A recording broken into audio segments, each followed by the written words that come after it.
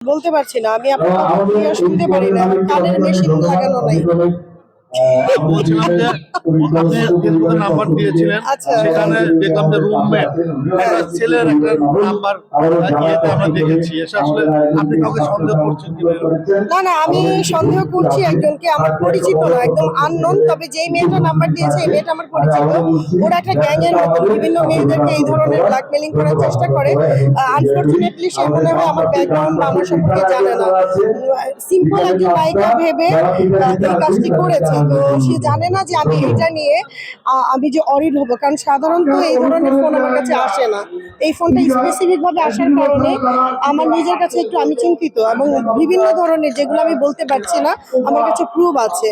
তো আশা করি যে মিডিয়ার সাংবাদিক থেকে শুরু করে আমার যারা আছেন একটু আমাকে হেল্প করবেন এই ব্যাপারটায়। রাসেল মিয়াকে আমি যে ব্যাপারটা নিয়ে একেবারে কথা বলতে স্বাচ্ছন্দ্য বোধ করি না। এটা নিয়ে রাসেল মিয়ার যিনি ওয়াইফ ছিলেন বর্ষা, সেও অনেক রাগ করেছে যে আমি কেন কথা বলছি না। কারণ একটা জিনিস দেখেন, রাসেল মিয়া না, এখন আপনিও যদি বিয়ে করেন, আপনি যদি বলেন যে আমাদের গার্জিয়ান নেই, আমি এরকম একটা মেয়েকে বিয়ে করতে চাই যে কিনা বিধবা, যে কিনা ভিকটিম, তো স্বাভাবিকভাবে কিন্তু মেয়েটার প্রতি সিম্প্যাথি থেকে এই কাজগুলো আমরা করেছি। যে বিয়ে পড়ানো কিন্তু এটা আমাদের ধর্মেও আছে, যে এটা একটা ধর্মীয় কাজ।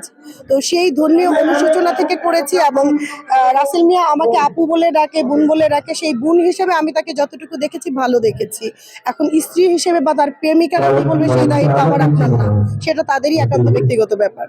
না, সিম্পেথি আমার কাছে নেওয়া না, তো সিম্পেথি অনেকের কাছে নিয়েছে। এখন মা নাই, বাপ নাই, কি নাই আমরা এই পর্যন্ত জানি। তারপরে কি আছে না আছে এটা নিয়ে আসলে আমি কথা বলতে চাই না, এটা একান্ত তার ব্যক্তিগত ব্যাপার, তার পার্সোনালিটির ব্যাপার। আমার জানাটা আমি যেটা তাকে জেনেছি এটা আমি পাবলিশ এখানে করতে চাই না, আর আমি তাকে নিয়ে কথা বলতে চাই না, সত্যি কথা।